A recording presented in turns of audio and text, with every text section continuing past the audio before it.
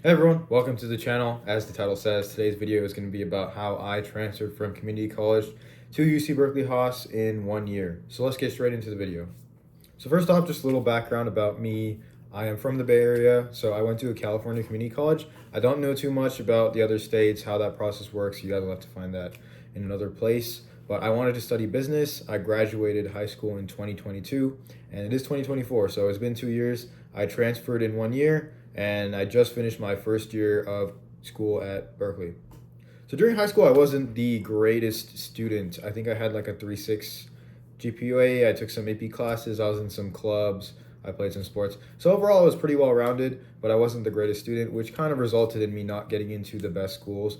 By the end of the decision process, I was left with two real options: either go to a really expensive out of state school or go to community college. And I ended up choosing the community college route. Now, community college was never really in the plans for me. I had never really had any idea about what community college was. I was more of like, let's go straight to a four-year university, and that's the route I would take. So community college just came in out of nowhere, and that made it really hard to kind of figure out what to do, what classes to take, how the process all works. None of my friends were going to community college, and yeah, so that entire thing just made it really tough to find all the information. I used to look at like a lot of these types of videos in the past, and I would watch these videos. I would like spent hours looking at the community college websites, and I honestly couldn't find a very nice way to consolidate all the information. Everything was kind of in different places. Like one place will have like information about APs, another one will have like information about what classes to take. So putting it all together was a little difficult, and I really understood why people take so long to finish community college. There's like a stigma with it that you will usually take 3 years, and I can totally see why, because if you're not on top of all your requirements, it is going to be hard to finish everything. So I went to West Valley Community College. Now this place was in Saratoga. Now I encourage all of you to kind of spend a little bit more time looking at the specific community college you want to go to. Now most people in my area go to De Anza, which is a little bit bigger of a school, and it's harder to get classes, and they don't offer as much support as some of the other schools. And they also didn't offer the TAP program. Now this program is for UCLA. I just figured I would mention it in this video. Maybe I'll make another video in the future about more about UCLA, transferring, all that stuff. But yeah, so I would spend a little bit more time looking at the community college you want to transfer to. I think it does impact your success and how well you do in the school. It's easier to get classes at a smaller school. You have a little bit more support from the counselors. Maybe some of the teachers are better.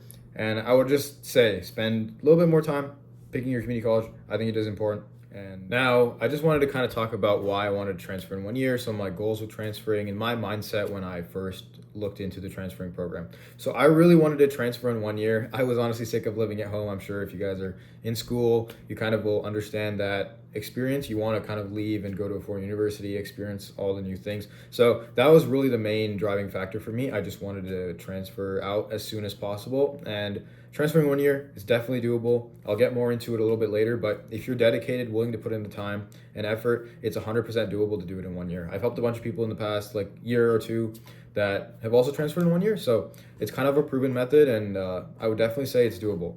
Now it does a little bit depend on the major, so business is a little bit easier to transfer. If you're doing like CS or like another more difficult major, it might be a little bit harder, but it's still doable, and I encourage everybody to try it if they would like to.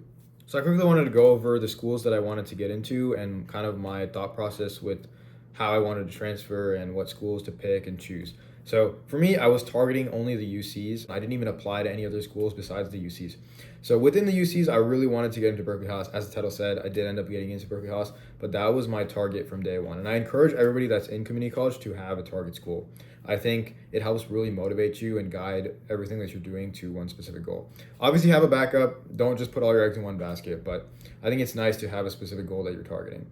So for me, I was targeting Berkeley Haas, and to get into Berkeley Haas, there's a little bit more of requirements that you have to finish. So there's the 7 breadth classes that you have to take alongside all of the classes that are prerequisites to transfer. So these are all on Assist. If you guys check out Assist, it has all the information for most of the classes. It really is very helpful. Now it does vary from school to school, so there are some different classes and things to take for different schools, but overall it's really easy to use Assist, and I think that's one of the best or the best platform to see what classes to take.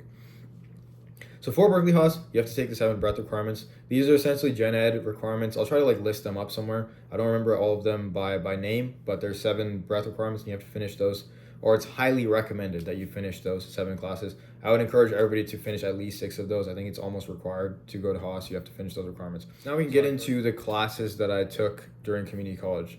So I just opened up my UC application. I honestly haven't looked at it in a long time, so it's a little funny to just look at it again. In summer of 2022, now I graduated high school in 2022 as well. So I graduated, I think, like the end of May or something. And I started my community college right away. So I started the classes, I think in June is when they start. And they were all asynchronous and online. So I took Accounting 10, which is financial accounting. I took Business 51, which is intro to business. I took English 1A, which is the first like English class that you have to take. It's like the standard one that everybody takes. And I took Math 3A, which is calc, the first calc class.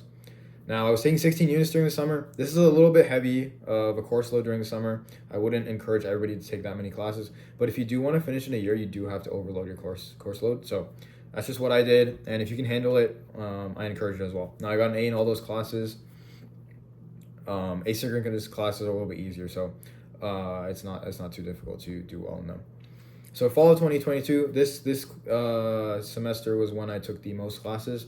So I took 27 units in the fall. I took Accounting 11, which is managerial accounting. That's the second accounting class you have to take, I think, for the business and economics major. I took Business 28H. I don't know if that even matters. It's probably different for every school, but that's honors business law.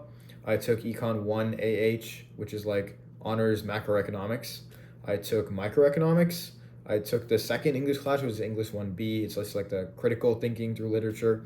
Now, the names might be different depending on the college you go to. I specifically went to West Valley, as mentioned previously. But so if you go to West Valley, they'll have the same names as this. But if you go to a different school, they might be a little bit different. I also took Math 3B, which is the second calculus class. And I took Honors American Government.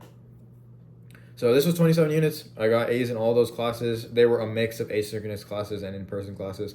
I would try not to overload in-person classes, especially during the fall and the spring, just because it's hard to do that. So I would encourage you to take as many asynchronous classes as possible. So during the winter of 2023, I took Biology 02, which is like environmental biology. This fulfilled one of the breadth requirements. And then I also took Geology of California, another class that was fulfilling the breadth requirements.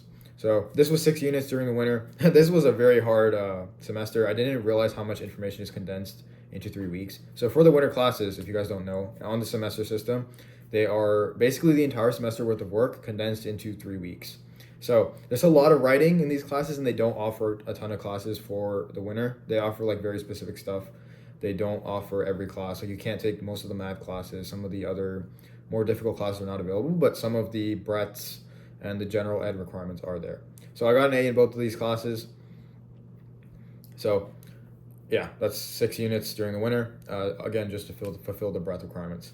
Now in the spring, I will go over what I took. Honors Cultural Anthropology. That was the initial class I took. I did end up dropping it because I only took this class to fulfill the honors requirements. Maybe I'll talk about that in a different video that's more pertinent to getting into UCLA than UC Berkeley Haas. I took Art Appreciation, another one of the breadths. I took Statistics, which is, I think, one of the requirements for business. I'm not 100% sure. And then I took Intro to Philosophy, another breadth. And I took International Relations, again, another breadth. So I was just trying to finish as much of the breadth classes as possible to fulfill the 7 breadth requirements. I ended up finishing 6 of them, I believe. And so I still have to take one at Berkeley. But you should try to finish as many of them as you can possibly finish. So now we can get into kind of my activities, awards, extracurriculars, all that kind of stuff. So the first extracurricular that I had on my application was my business selling aquarium fish. So this was a pretty good business. I was making like 4 figures a month. I think the gross revenue I had total was well over 5 figures. So it was a pretty successful business. And I was able to kind of put that on there. So I believe that helped my application a lot. I encourage anything unique that you guys are working on to put on the application. It helps you stand out. So this was kind of my main unique factor that I used. The next one was another project that I worked on. It was called Croptimize. It was basically a robot that was focused on agriculture. Now, I kind of worked on this with my friends in high school. It was just a passion project. I was always really interested in agriculture and the environment. So this kind of what tied into that. And it was just another project that we worked on. This won some awards and stuff, so it was pretty good on my resume. The third one I put was called Scarapesta AI, another project that I worked on. There's kind of a trend here. I like working on random projects with my friends. So this is another one. It is something that won some awards as well, so it was pretty good. This one was specifically focused on deterring pest animals, specifically pigs in Texas. Maybe I'll talk more in detail about all these extracurriculars and what I did and all that stuff in another video, but I feel like for this video, they're not super important. So the next one I put on here, so number 4, was Clove, which is another project that I worked on with my friends. It was a Chrome extension for reducing the carbon footprint of online shopping. The next one I put was, this was a high school thing I worked on. So number 6 was I was the president of the environmental club at my high school. So most people don't encourage that you put things on your resume from high school when you're a transfer student. But in my case, and I feel like a lot of the cases of people who apply in 1 year, you don't have too much time to kind of turn over and have new activities.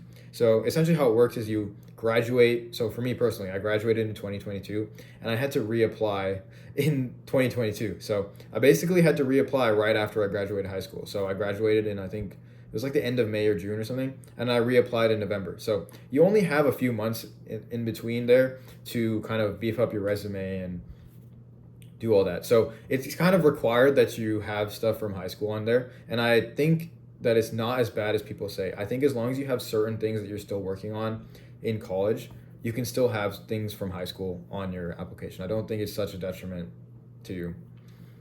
So the next thing I had was, it was an award. So I have a couple of these in my application. I think there's like 4 or 5. These are all pertaining to the projects that I worked on, Crop Demise and Scarepest AI. So I put all the awards on there. I also put that I played soccer. I played soccer throughout high school. I played for the school team. And then I have like a YouTube channel with that is pertaining to my Endless Aquariums business. It's about aquariums and fish and stuff. So I put that on there as well.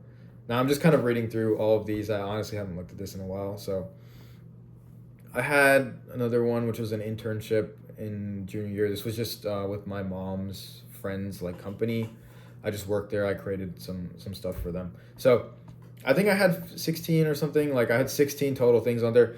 You don't need that many. I just had a bunch of like awards, which just filled a bunch of spaces in there. But I think the important thing is just having a few things that you're focused on and that you could present very well. I don't think you need to have all of them. Don't be intimidated by the stuff I have. I don't think it's too important. Like, you don't need like a super excess amount of awards and projects that you worked on. I think as long as you have certain things that you're focused on and things that you're doing and working on, you should be fine. You don't need this many. I just have them all there. So yeah, now for the personal insight questions on my UC application. Now, I think this is the one that a lot of people kind of focus on and want advice on. At least me personally, that's the ones that I really was focused on and I really wanted to spend the most time, is the essays. So we can first go through the essays that I wrote on the UC application. Now, when you're applying to Haas, there's also another essay you have to write. There's like a video interview or something, but we'll just go over the UC essays first. So there's 4 of them. So there's like the ones I did were just like, the first one I did was please describe how you prepared for your intended major, including the readiness to succeed in your upper division courses once you enroll in university. So that's the one that all transfer students have to do. So that's the first one I did. So that's the first one we'll be going over. So this one, I essentially talked about the projects that I worked on. So specifically Scarepest AI.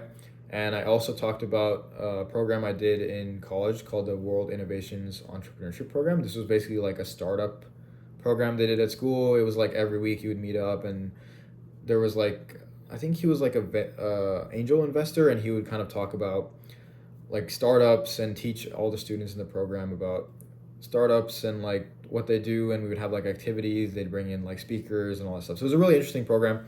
It was something that I did at West Valley College, so I wrote about that as well. Maybe in another video I'll read all these essays, but if I do that in this video, it'll just get too long. So I mainly focused on how the projects that I worked on and the programs that I was a part of were kind of related to business. Now, this essay is about describing how you prepared for your intended major, so I would do that. I would try to tie in as many of the things that you've done, the projects you've worked on, whether it be courses, programs, whatever you're working on, how that relates to whatever major that you're doing. For me, it was business, so I kind of tied it in and said that like business has allowed me to kind of understand and tackle a lot of the problems that I face in the real world. And these projects that I've worked on and the business things that I did within these projects have kind of taught me enough to understand business and help me succeed in business in college and the future. So that's kind of how I tied it in and talked about my essay. So the next essay is describe an example of your leadership experience which you've positively influenced others and helped resolve disputes or contributed to group efforts over time. So this is the leadership essay. Now this one is not required. I think there's 7 essays you can choose and you choose like 3 of them to do. I really encourage everybody to do this leadership essay. I think it's really important and helps you stand out. I think showing leadership in some way is good for your application. So I always encourage everybody to do this essay as well. So for this essay, I talked about one of my high school clubs. It was called Forever Green. I was like the president of that club. And yeah, so that's pretty much what I talked about. I talked about some of the other entities and organizations we worked with. So we worked with some other organizations to install water refilling stations at school. We worked with like to reduce trash and food waste and stuff. So I talked about how I worked on all those programs and how we kind of grew the club from like a very small club when I first joined in freshman year to by the end of the time when I left in my senior year of high school, we had I think like 40 or 50 members. So we went from like 6 or 7 to 40 or 50. So that was pretty good growth. So I kind of talked about that and what I learned from the experience. I always think that's good to include in your essays. Like talk about what you learned, not just what you've done. You have to talk about what you learned and how you've changed because of the experience. So what I've specifically said is I kind of developed like a more upbeat and encouraging and engaging style of leadership, and I always try to include everybody. That was kind of my thing I was aiming for with this specific essay. So the next essay I did was every person has a creative side and it can be expressed in many ways: problem solving, original thinking, artistically. Describe how you express your creative side. So this is another one of the freebie essays where you can choose like one of the 7 topics. So this essay, I did the creativity one. Now I don't think you should box yourself into just creativity with this essay. Like you don't have to just talk about art or like dance or ballet or whatever the creative thing might be. I think you can talk about anything in this specific essay. I think you can talk about sports, you can talk about anything creative, like any project you've worked on, like everything involves creativity. So don't box yourself into just creative tasks like art or whatever. So what I talked about specifically was my business. So I specifically kind of talked about how I started. So I kind of just was like, I started as a hobby and then I couldn't afford the hobby. So I eventually started selling these fish, and that's how I kind of paid for my hobby. And then eventually it became like a full-time business, and I started selling fish online, and I made a YouTube channel, and I kind of tied all of those things back into my creative side. I think that's important. It's kind of the tie-in to what you're doing with your essay. I tied it into how I was really looking for new ways to kind of afford these specific things. So this is what I did. And then this is how I expanded my business by making YouTube videos and making a website. And I also included some like statistics about the number of customers I've served, how much money I've made. And I think all of that definitely helps. Having any material numbers is good for your essay. So that was my 3rd essay. And my 4th one, I did beyond what has already been shared in your application. What do you believe makes you a strong candidate for admissions to the University of California? So for this one, I honestly forgot I did this essay. I didn't even realize it. So for this essay, kind of summarizing what I've done is I kind of tied in how I was very interested in nature and kind of the natural world, agriculture, plants, that kind of stuff. And I tied it into how I was also interested in business and how I was really interested in combining both of those and working on projects that were focused on those 2 specific kind of fields. And I talked about the projects I've worked on, like Croptimize, and then I talked about Clove, which is also very environmentally related. And I talked about the specific business things that I worked on within those environmental projects. So this was kind of a good tie into how I really am interested in making business environmentally sustainable. And that was the focus of this essay. I was kind of talking about how I like business, I like the environment. Putting those 2 together is like a good marriage, and I really want to focus on that in the future, being sustainable within business. So I think that was also kind of the gist of this essay, and this made me a strong candidate. So this one is kind of the type of essay that you can write whatever you want. I've seen very a mix of different things people wrote about. So this one is kind of just like essentially write your own prompt and sell yourself. So this one you have a lot more freedom than some of the other prompts, but I think holistically a lot of the prompts you have a ton of freedom to do what you want to do. I don't think you should be boxed in by exactly what the prompt says. There's always some way to kind of bring the prompt back into your essay. I think the biggest thing is writing an essay first and then bringing a prompt in. I would not do it the other way. I would write an essay and then kind of choose a prompt that fits the essay the best. That's how I personally did it, and I think that works well for other people, because if you do a specific prompt, then it's sometimes it's hard to come up with something that's exactly fitting that prompt. But you can always have an experience or a story that you can write about, and then you can kind of tie it in to a specific prompt. I think it's easier to add those little tie-in portions than to make an entire essay about a specific prompt where you feel like you're boxed into a specific thing. So that's kind of some of my advice. Maybe I'll talk about essays and my structure and how I write them a little bit more in a different video, but that's just kind of a quick synopsis of some of my essays and what I did. So now we can get into kind of the Haas essay and application in itself. So this one, there's like a couple of questions I believe you can answer. So for me, I chose this specific prompt. I don't know if they're different every year. I honestly haven't checked the website, but this is what I wrote about.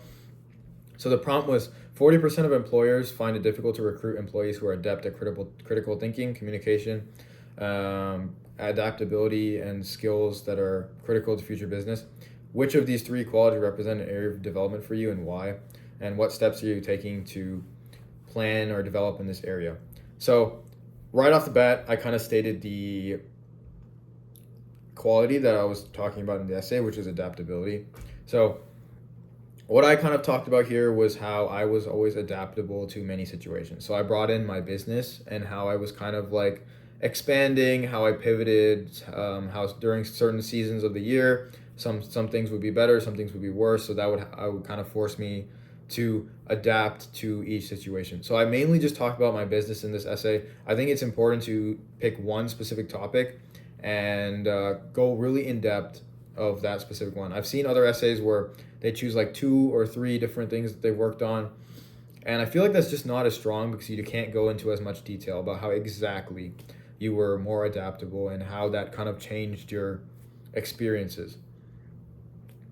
So I basically just talked about adaptability, and so I don't know if this was even a useful part of the kind of video. You guys can leave some comments and give me some feedback on that. I don't know if it's really helpful for me to describe what I've written instead of just showing you what I've written. It might be better to do that. So if you guys want me to, in another video, I'll kind of just read my essays, explain my thought process, and just dedicate a video specifically to that. I think that deserves its own kind of video, and there's not enough time in this specific one to go over all of that. So the Haas part of the application also has a resume. So this was kind of similar to my activities list. I honestly don't know why they require you to have a resume as well. They give you like this very weird structure where it's like you have like a few slots, and then you put in like your specific thing you want to put in your resume, and then you write 250 words about it.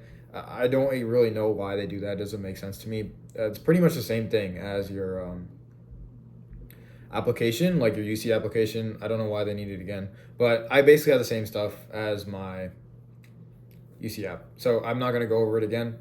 The next thing they kind of asked for with the Haas application is there's a video interview.